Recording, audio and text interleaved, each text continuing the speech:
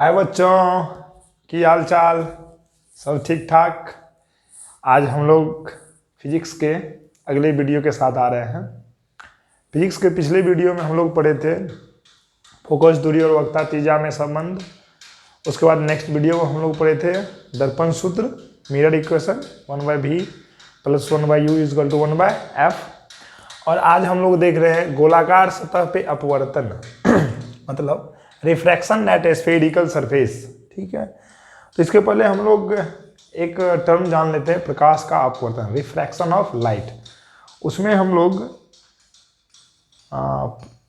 लोग अभी इसका वीडियो नहीं बना है, लेकिन बहुत बच्चे जानते हैं 10th क्लास से ही कि जब प्रकाश एक माध्यम से दूसरे माध्यम में आती है, जब प्रकाश एक मीडियम से दूसरे मीडियम में जाती है तो वो अपने पथ से विचलित हो जाती है, वो अपने रास्ते से क्या हो जाती है, विचलित हो जाती है, मतलब उसका रास्ता ना बदल जाता है। तो यही प्रकाश की घटना क्या कहलाता है, प्रकाश का अपवर्तन, रिफ्रैक्शन ऑफ लाइट।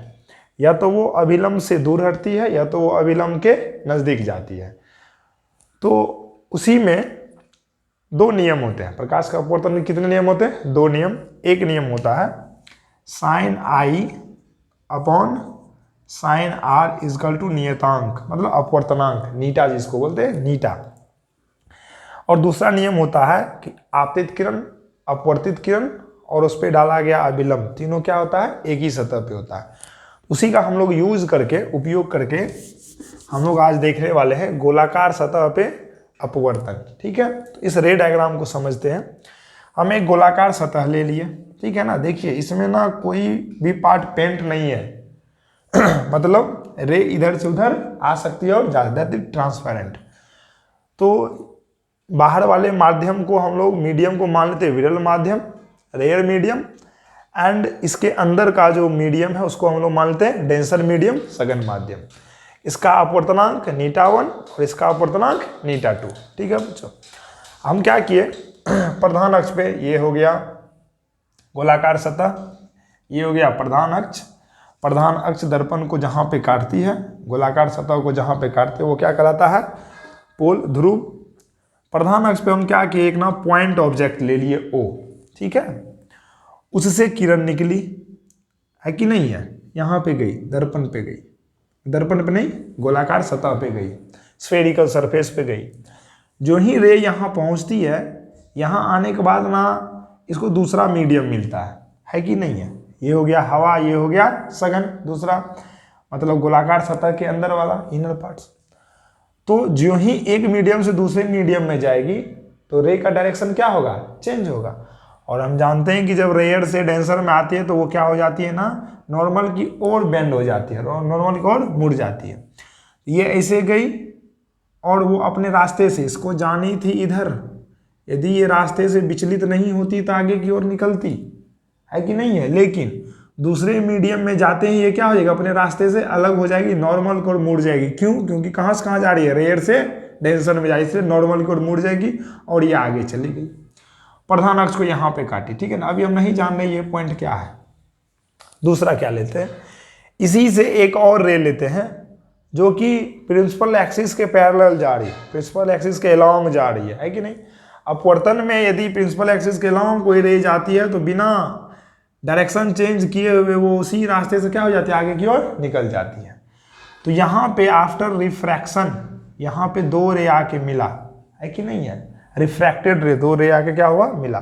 तो जहाँ पे दो रिफ्रैक्टेड रे आके मिलती है वही क्या कहलाता है, इमेज, डिनोटेड बाय आई। कोई दिक्कत नहीं। अब देखिए ध्यान से, ये हो गया आपतन कोण, ये आपतित किरण, इंसिडेंट रे, ये हो गया नॉर्मल एंड। हम जानते हैं आपतित किरण और नॉर्मल के बीच बने एंगल को कौन सा एंगल बोलते हैं, आपतन कोण, incident angle. This is refracted ray and this is normal. The angle between refracted ray and normal is called refracted angle, denoted by R, अपवर्तन कोण। ठीक है, अब हम लोग क्या करते हैं, वक्रता केंद्र से, ठीक है ना, जो लाइन खींचते हैं स्फेरिकल सरफेस पे, दैट इज कॉल्ड नॉर्मल, है कि नहीं। और इसको ना अल्फा मान लिए इस एंगल को, इसको बीटा मान लिए, इसको गामा मान लिया, और यहाँ से यहाँ एक इमेजिनरी परपेंडिकुलर लंब डाल दिए, दैट इज क्यू। ठीक है, पी से क्यू की डिस्टेंस क्या है, बहुत ही कम है, इतनी कम है कि Q जब पॉइंट आ जाए तो उसको हम क्या मान लेंगे, P मान लेंगे। ठीक है, हम पढ़ चुके हैं साइन कन्वेंशन रूल में, कोई भी डिस्टेंस, चाहे ऑब्जेक्ट डिस्टेंस हो चाहे इमेज डिस्टेंस हो, वो पोल से मापी जाती है। ठीक है ना। अब देखो ऑब्जेक्ट यहाँ, पोल यहाँ, यहाँ से यहाँ हम जाएंगे। ठीक है ना। तो that is object distance denoted by U। अब साइन पॉजिटिव होगा या नेगेटिव, तो साइन कन्वेंशन रूल से हम लोग पढ़े हैं, जब भी रे के अपोजिट डायरेक्शन में जाते हैं, किसके, रे के अपोजिट डायरेक्शन में हम जब जाते हैं तो साइन कैसा लेते हैं, नेगेटिव लेते हैं। तो यहाँ से इधर गए तो रे के opposite, that's why U is minus, वस्तु दूरी माइनस। P से C को बोलते हैं वक्रता त्रिज्या, डिनोटेड बाय R, रे के डायरेक्शन में जा रही इसलिए साइन कैसा, पॉजिटिव। P से I को हम लोग बोलते हैं प्रतिबिंब दूरी, image distance, denoted by V, positive लिए क्योंकि रे के डायरेक्शन में जा रहे हैं। ठीक है, तो अब हम लोग डेरिवेशन पार्ट्स देखते हैं। यदि आप गौर से देखो, इस ट्राइंगल का सोचो, इन ट्राइंगल, ठीक है, O P डैश C, ठीक है ना, in triangle O P dash C। हम लोग जानते हैं एक्सटीरियर एंगल जो होता है ना, इनर एंगल के सम के क्या होता है, बराबर। O P डैश C में एक्सटीरियर एंगल बाह्य कोण कौन सा है, कोण I है कि नहीं। तो हम लिख सकते हैं कि कोण I is equal to alpha plus beta, कोण बीटा। इसको अच्छे से लिख लेते हैं, I is equal to alpha plus beta. This is question number first. ठीक है, उसी तरह अपने को ना R भी निकालना है, एंगल R। ठीक है ना। तो उसके लिए निकालने के लिए आप किस ट्रायंगल की सोचोगे, R इसमें है तो हम सोच सकते हैं C P dash I, in triangle C P dash I। ठीक है, C P डैश I में एक्सटीरियर एंगल बाय कोण कौन सा है, देखो ये बीटा दिख रहा है, तो beta is equal to what, R plus gamma. ठीक है, R से मतलब है गामा को इधर लेके आ जाओ, is equal to R is equal to beta minus gamma. This is question number second. ठीक है भाई, अब देखो applying Snell's law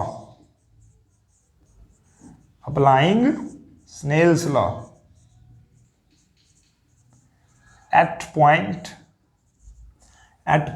P dash, हम जान रहे हैं कि स्नेल्स लॉ क्या होता है, अभी बताएं क्या होता है, sine I upon sine R equal to eta 1 upon eta 2, eta 2 upon eta 1। ठीक है ना, यही नियतांक होता है, अपूर्णांक होता है कि नहीं। तो क्रॉस मल्टीप्लिकेशन करो, नीटा 1 साइन I बराबर नीटा 2 साइन R। देखो भैया, नीटा 1 साइन I मतलब साइन I आपतन कोण, कौन सा कोण, आपतन कोण। और आपतन कोण जिस माध्यम में बन रहा है उस माध्यम का अपवर्तनांक कितना, नीटा 1। नीटा 2 साइन R कौन सा, अपवर्तन कोण, इसका अपवर्तनांक कितना है, नीटा 2 है। हम बताए थे कि यदि एंगल बहुत छोटा हो, यदि एंगल बहुत छोटा हो, है कि नहीं, तो साइन I को हम लोग लिख सकते हैं I, साइन R को क्या लिख सकते हैं, R। ठीक है ना। तो अब आप इसको इससे लिख सकते हो,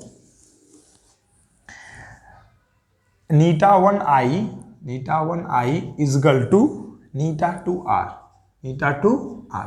ठीक है भाई, नीटा 1 I का वैल्यू इक्वेशन 1 से कितना है, अल्फा प्लस बीटा बराबर नीटा 2 R का इक्वेशन 1 से कितना है, बीटा माइनस गामा। कहाँ से, इक्वेशन 1 तथा इक्वेशन 2 से। ठीक है ना, हम यहाँ से ये सब पार्ट्स को क्या किया है, लाए। अब क्या करो, आप मल्टीप्लाई करो नीटा को, नीटा 1 अल्फा प्लस नीटा 1 बीटा बराबर नीटा 2 बीटा माइनस नीटा 2 गामा। ठीक है, बीटा और बीटा को ना एक जगह ले आओ और बाकी को इधर ले आओ, क्या हो जाएगा, नीटा 1 अल्फा माइनस ये इधर से ना इधर आ गया प्लस नीटा 2 गामा। ठीक है ना, इजकल टू नीटा 2 बीटा माइनस नीटा 1 बीटा। तो नीटा 1 alpha plus Neeta 2 gamma is equal to, ठीक है ना, बीटा कॉमन ले लो, क्या हो गया नीटा 2 माइनस नीटा 1। इसको इक्वेशन नंबर कितना मान लेते हैं 3।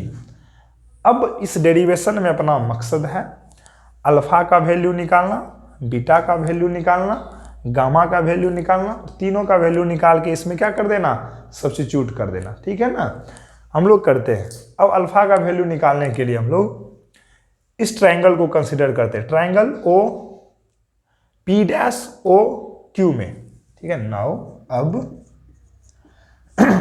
इन triangle P dash O Q, triangle P dash O Q, यदि आप यहां पे टेन अल्फा का बात करो, टेन अल्फा बराबर क्या हो जाएगा, perpendicular upon base P dash Q upon O Q.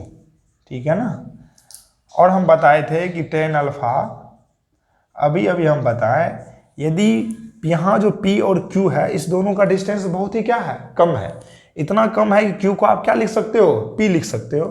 तो वही बात, यदि यहाँ पे Q और P की डिस्टेंस बहुत कम मान लेते हैं तो इस आप OQ को लिख सकते हो कि OP है। ठीक, तो टेन अल्फा बराबर P dash Q upon OP का वैल्यू कितना है, वस्तु दूरी, दैट इज माइनस यू। बताए हैं रे ऑप्टिक्स में यदि एंगल का मान बहुत कम होता है तो टेन अल्फा को आप क्या लिख सकते हो, अल्फा लिख सकते हो। ठीक है, ये क्या हो गया, alpha is equal to P dash Q upon minus U. ठीक है ना, ये अल्फा का वैल्यू निकल गया। सेम इसी तरह अपने लोग किसका वैल्यू निकालना है, बीटा का। ठीक है, तो बीटा का वैल्यू निकालने के लिए कंसिडर करते हैं triangle P dash C Q, in triangle P dash Q C। ठीक है ना, P डैश C Q क्या हो जाएगा, टेन बीटा इजकल टू लंब बटे आधार, perpendicular upon base P dash Q upon QC, tan beta बराबर P dash Q upon QC। P और Q के बीच की दूरी क्या हो, बहुत ही कम हो, तो इस QC को आप लिख सकते हैं PC, हाँ या ना, लिख सकते हैं। ठीक है ना, tan beta is equal to P dash Q upon PC को क्या हम लोग लिखे हैं, वक्रता त्रिज्या, तो उसको क्या डिनोट कर देंगे, R से। सेम वही प्रोसेस, यदि एंगल का मान बहुत ही कम हो तो टेन बीटा को आप क्या लिख सकते हो, बीटा। ये बीटा बराबर क्या हो जाएगा, P dash Q upon R। इसको हम किससे डिनोट कर ले, डिनोट नहीं, इसको अगला, ये बीटा का वैल्यू निकल गया। अब हमको किसका वैल्यू निकालना है, गामा का। तो गामा का वैल्यू निकालने के लिए हम लोग कंसिडर करते हैं P dash IC, in triangle P dash IC। ठीक है, टेन गामा इजकल टू, इसको बहुत स्पीड में करते हैं, tan gamma is equal to P dash Q upon QI। ठीक है, टेन गामा को हम लिख सकते हैं P डैश Q, P और Q की दूरी कम हो, PI, टेन गामा को P डैश Q PI बराबर प्रतिबिंब दूरी, इमेज भी, एंगल बहुत ही कम हो तो gamma is equal to P dash Q upon V। ठीक है बच्चों, अल्फा का मान निकल गया, बीटा का मान भी निकल गया और गामा का मान भी निकल गया। अब इस सारे वैल्यू को किस में रखना है, इक्वेशन थर्ड में। ठीक है, आप लोग पॉज करके इसका स्क्रीनशॉट ले लो।